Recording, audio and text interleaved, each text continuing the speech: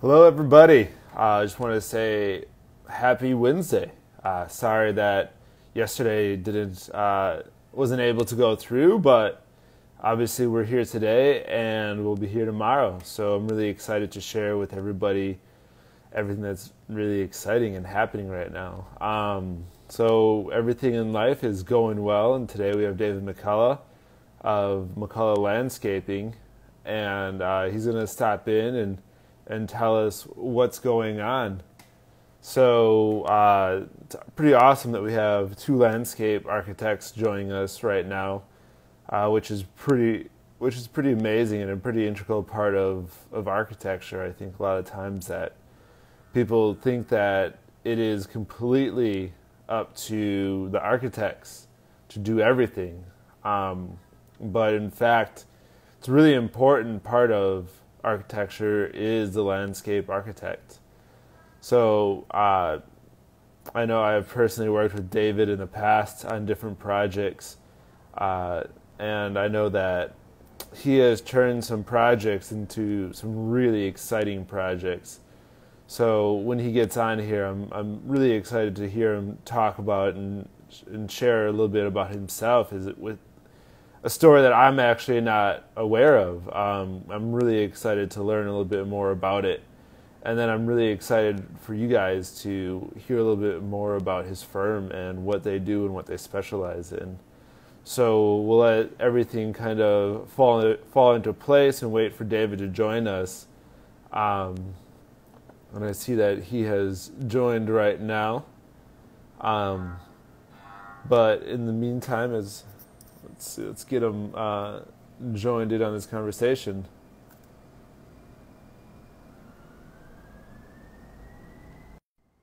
Excellent. So we're connecting with David right now, and I'm excited to share his story with everybody. A real happening guy, and really thankful for him to join us today, as he's really busy right now, which is a true blessing. And I know that right now it's a little bit of a jam for him to get on this call, to get on this interview, and I really appreciate him taking the time and sharing the energy with everybody right now as we wait for him to connect here. So let's just kind of hold on. Oh, David declined. So we'll just wait a little bit longer for him to accept this one, maybe.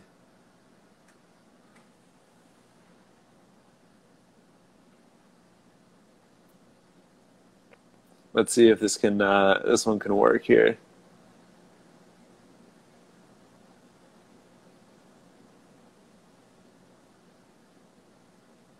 And it looks like we're having a little bit of trouble. It's actually quite difficult to get all this stuff going right now. I think people have to remember that Instagram is not a perfect profile.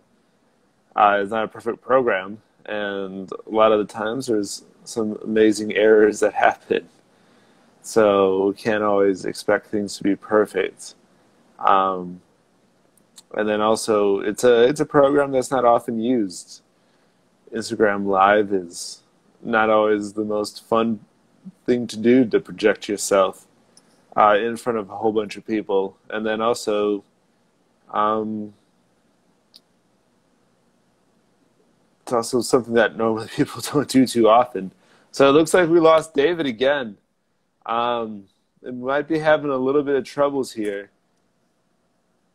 Let's see. Let's see if we can get this going. There we go. We got him.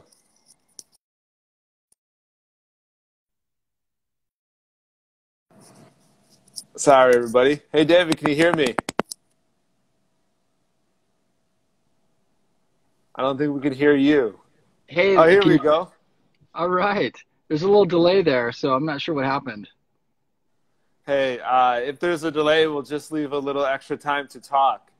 Perfect. And I'm actually driving right now, so pardon my the background of my car, but it's a good time. I've got some time here, so I'm Are having. you sure? Are you sure it's a good time, or do you think we should? I mean, I don't want to cause any traffic accidents here. No, no, we're good. I've got it. We're all good. So thanks for being concerned. How are you doing, Ian? I'm doing I'm doing pretty good.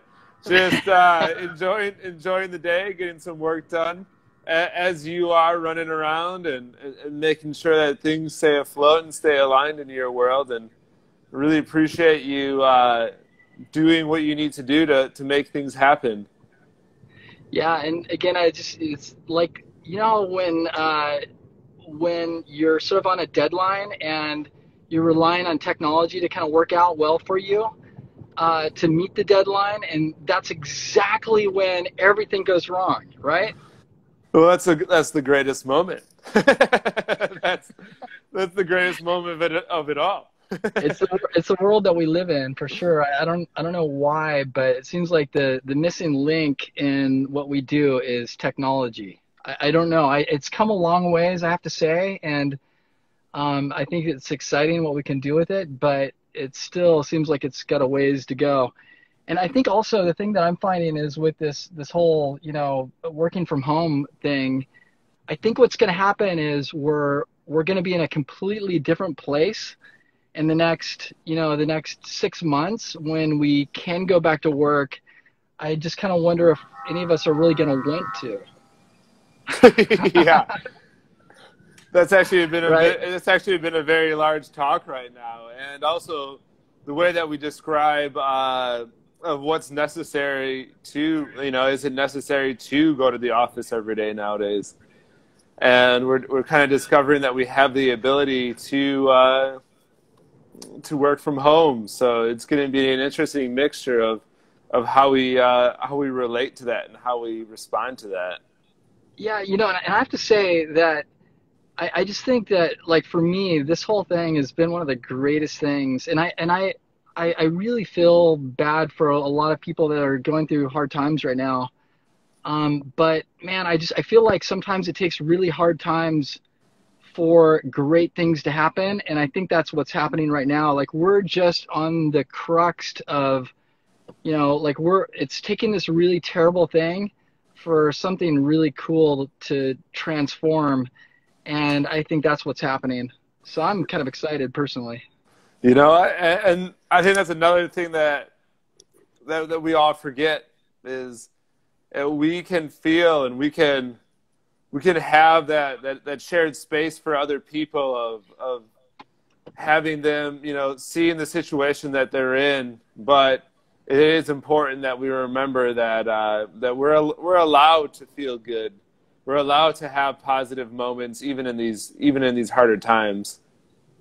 Yeah, no, definitely. And I mean, I think there's a lot of good things, I mean, again, for some people, it's just absolutely terrible.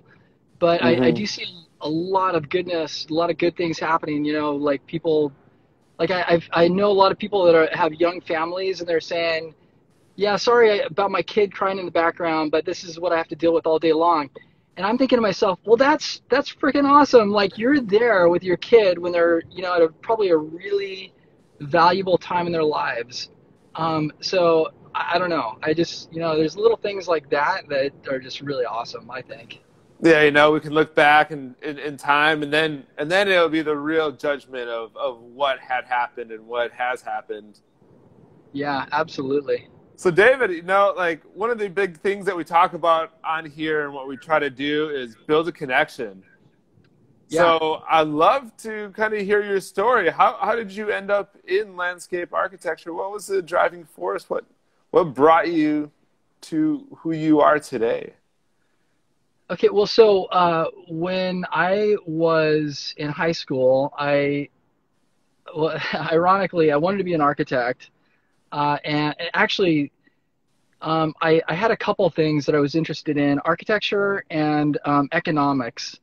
And why those two things, I have no idea. But even today, I'm really fascinated by the field of economics. And so I was going to I was lived in a small town in Central California, and I I had a counselor. Her name was Mrs. Weed. Um, she, not looking back at it, she was really a great counselor, but I remember at the time really not really liking her very much. And she was my high school counselor, but she was, I'd go in there and she'd ask me what I want to do with myself and stuff like that. And I remember telling her, well, I'm kind of thinking, maybe economics or architecture. I'm not really sure yet, but I like those two professions. And she was really practical. She was like a really practical woman. And she looked at my grade point average, which, is not all that, wasn't really great. I was more interested in, surfing and skateboarding and mountain climbing and all that kind of stuff than I was in school, which was really tough for me because I was kind of an introverted kid, right? And so I didn't have a really good grade point average. I had a lot of absences because I was, like I'd take off school for the day and go surfing or whatever, when the surf was good. And so she looked at that and she said, well, oh, and by the way, this is in 1987, 86, 87. And there was this thing back then that probably nobody on this listening to this call would remember, but it was called affirmative action. And it was a federal mandate that said that that colleges had to give preference to minority applications. So if you're a minority kid, then you had priority bridge or over somebody that was non-minority. And so Mrs. Weed told me, she said that, okay, your grade point average isn't that good, and I'm going to be honest with you, David, you're a white kid, you probably are not going to get into college. And I remember being really upset about that, thinking, gosh darn it, that's just, I don't understand that, and I was a little upset. But she was absolutely right looking back in retrospect, and it was good advice because I ended up going on to a community college. And I took this class called Introduction to Landscape Architecture because I was kind of like, well, it's architecture.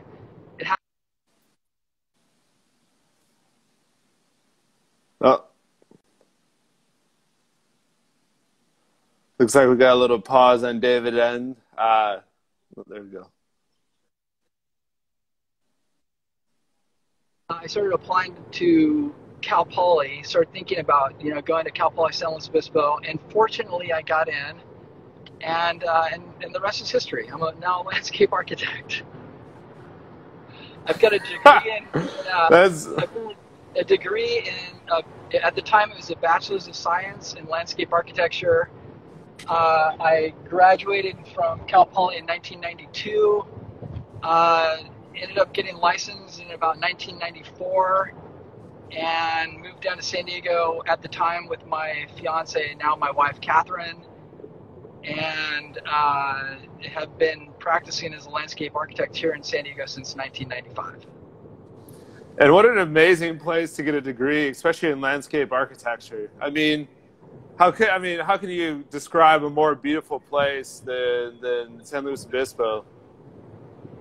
It's a great little town. It's a beautiful community. It's a little bit like an island. So, sort of in the middle of the state, there's not a lot going on around it, but it does allow you to sort of focus on your education, which is really good. So and being out in nature, which absolutely. is a great thing for someone in your profession, to say the least. Yeah, and I remember my last year there, me and another guy rented a small house right, like literally almost on the beach in a little town called Cayucas. And I would, every morning I'd run down and jump in the water and go surfing for about an hour before school, and then I'd go to school, and then if I had time at the end of the day, I'd come home and surf again. And so I really can't complain. It was great. No complaints. Yeah, it's not too bad. So, kind of falling into landscape architecture, and it was all kind of something that just formed itself together. When you were in school, was there something that really kind of projected you forward, that kind of kept your interest and inspired you to keep pushing on with this? I was just an incredibly driven young guy. I think that, I'm the kind of person that sort of just when I set my mind on something, I almost become fixated and maybe a little obsessed with it. And and so that sort of describes my a little bit of OCD, I think. But yeah, I just like I sort of fixated on just getting this degree and becoming licensed, getting out of school, and practicing landscape architecture. And I mean, there's just no way that there's anything that was going to stop me or dissuade me from doing that. Um, I had some really great professors. Um, you know, Ironically, I think some of the best education I personally got was in at community college. I know that sounds kind of funny, but I went to Ventura College, which is a little town north of Los Angeles, kind of out on the coast, and had some really cool, just super liberal professors that I just got me really excited about education and learning. And so what started out, like I said, in high school, I didn't have a really good GPA. I wasn't really interested. I was really introverted. I didn't enjoy my education. When I got to Ventura College, I really got into it. And so incidentally, I went from like an average student to, like I graduated both from Ventura College and Cal Poly with honors. And so like I was just really into it. I loved what I was studying. I loved just learning, and just like gaining. So then after you graduated from university, where did you go after Cal Poly? Did you start in an office or? Yeah, so I graduated in 1992. There was a recession happening at the time. Oh, you're breaking up here. We're going in slow-mo.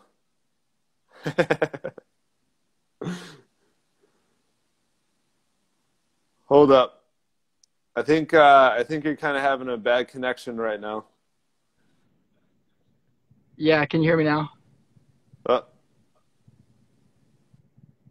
Yep, we can hear you a lot better now.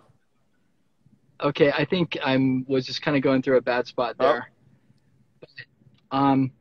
Anyways, so the question was, oh yeah, so I graduated. There wasn't a lot of work. I was able to get a job working for a landscape architecture firm, tagging oak trees and wandering around the hills of Santa Monica, the Santa Monica Mountains, tagging oak trees in the wilderness, which was an experience for me. So that's kind of where it all started. And then when excuse me if sorry I had to dodge a call there. Nope. So then you worked. If you could just kind of re-say that again, because I might have missed that a little bit. Yeah, well, so I just said that there wasn't a lot of work in 1992, but I was able to get a job working for a company, a landscape architecture firm that tagged oak trees in the Santa Monica Mountains. Okay. So I ended up spending, the next couple of years basically climbing around the Santa Monica Mountains, tagging oak trees. What an amazing experience. Hey, and you know what? It's generally at the bottom of an oak tree. Maybe you know this, but what's the most common plant at the bottom of an oak tree? Do you have any idea? No clue. Poison oak. Poison oak is the most common plant at the bottom of an oak tree, at least in the Santa Monica Mountains. So, and so there was a lot of rattlesnakes and poison oak, and so that was, quite the adventure. Yeah, and then after working and taking trees and dodging poison oak and rattlesnakes, how did your firm that that you run now, how did that start?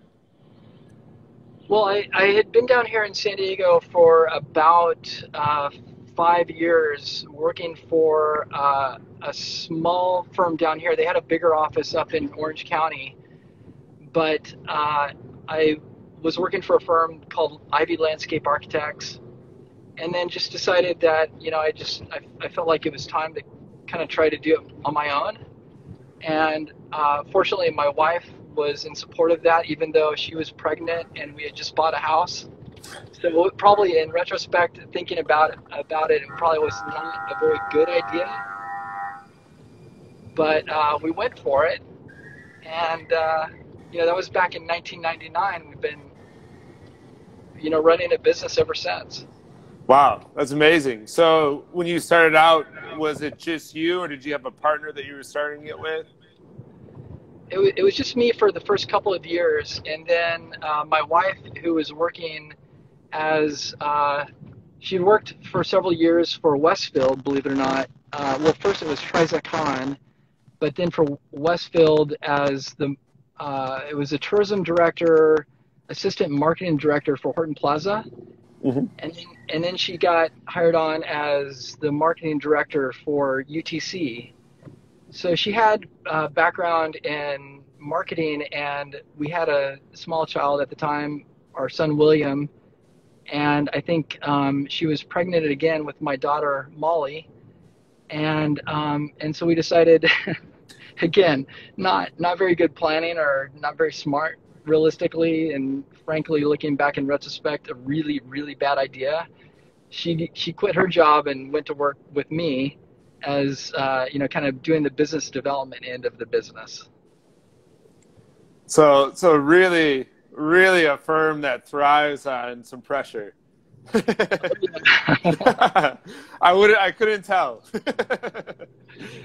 We, that's the thing. I think that's the thing about running a business. I mean, you really need to be prepared for just about anything. So starting out in a condition like that, I think sort of helped to prepare me a little bit for what it was all about. And, fortunately, it's become much easier.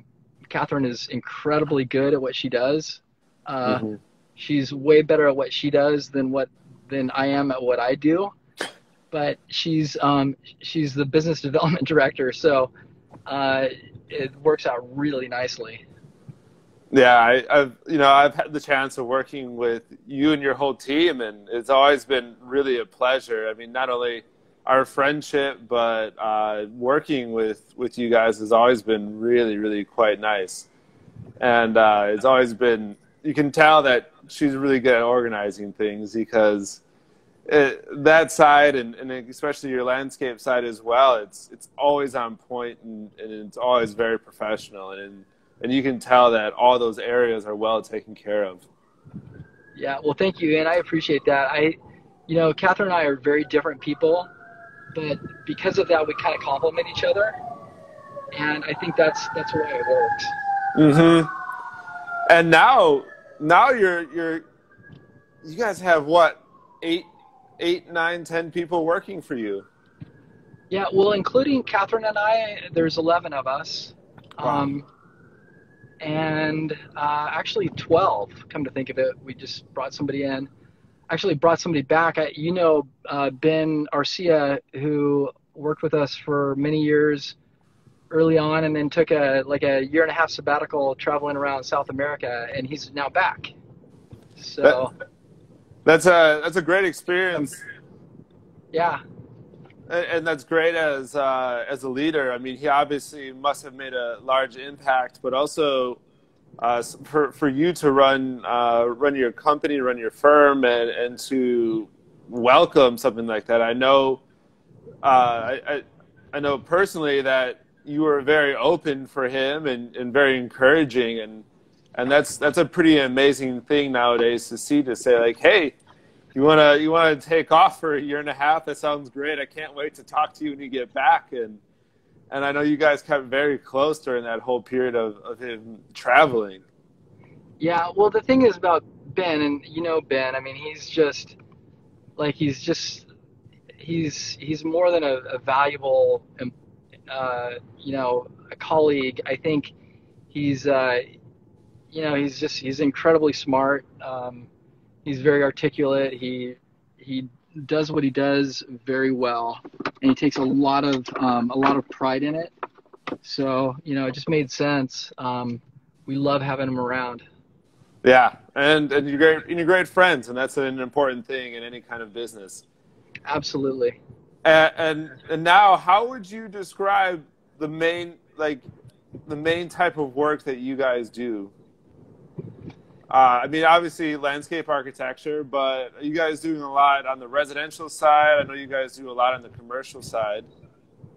Yeah, I would say we are primarily an urban landscape architecture firm. I would say, a good 90% of the work that we do is urban, a lot of stuff downtown. Literally working on, at least for a while there, some of them kind of gone on into a temporary sort of holding pattern, but literally probably half a dozen towers downtown San Diego. We do a lot of urban infill. We do a lot of education work, healthcare.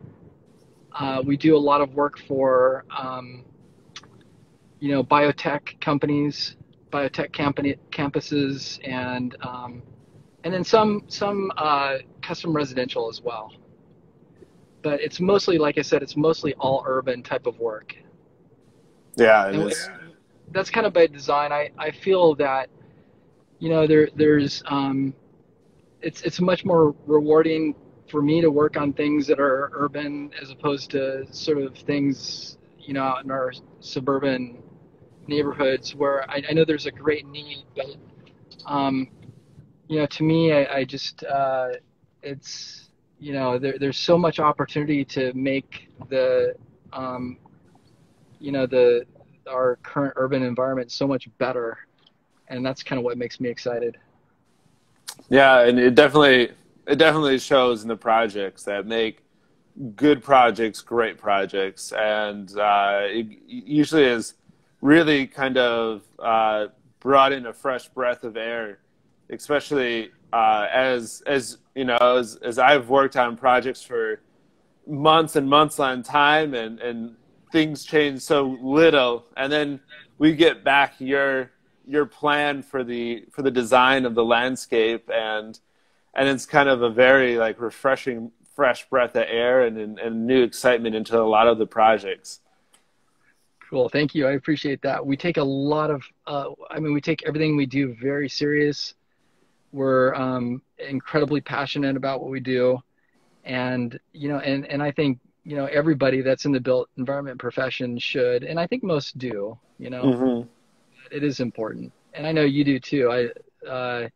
You're likewise one of those people that really takes a lot of pride in what you do, and so it's important to work with people that share sort of similar visions and inspiration and passion for the built environment. Yeah. So moving forward and kind of getting to the end of this, I know we've talked already on the idea of workspaces and how COVID has kind of changed the idea of what we see as changing in architecture. Do you have any more thoughts on changes, or is it kind of something that we need to see through and then react? Well, I just hope honestly that this really impacts the world that we live in a positive way. As I mentioned earlier, I see less traffic. We were out in the desert, and for the first time in my life, the skies were just so blue. And, ordinarily it's a little, you get this little bit of a brown haze that did not exist. And you can travel, you can go from point A to point B without just ridiculous amounts of traffic. And I just don't, I have to believe that that's not necessary, and that we all, we take our business life way too seriously. I think it's important to do what we do to the best of our ability. But I also think that we all need to sort of take a step back and and just be sort of just have a better appreciation for what we have, and maybe just a little bit more content, with Hmm. the world that we live in. So with that, I really hope that things kind of, as this whole thing improves, as far as this whole pandemic is concerned. I do hope that we reflect, and that the good parts of what we're seeing today are somehow able to continue, because there's a lot of great things happening, I think. I love that message, David. This is a great way to end it. If you have anything else that you'd like to kind of close on, and if you could just share with everybody a way that they can get a hold of you if they'd ever like to, I'd really appreciate that. Yeah, and I absolutely. My email address is david@mlasd.com, or honestly, you can call me directly. I think I might have lost you here. Can you hear me in?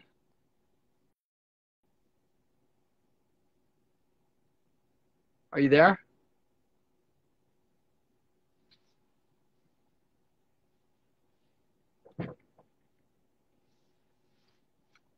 And I think I might have lost you somehow.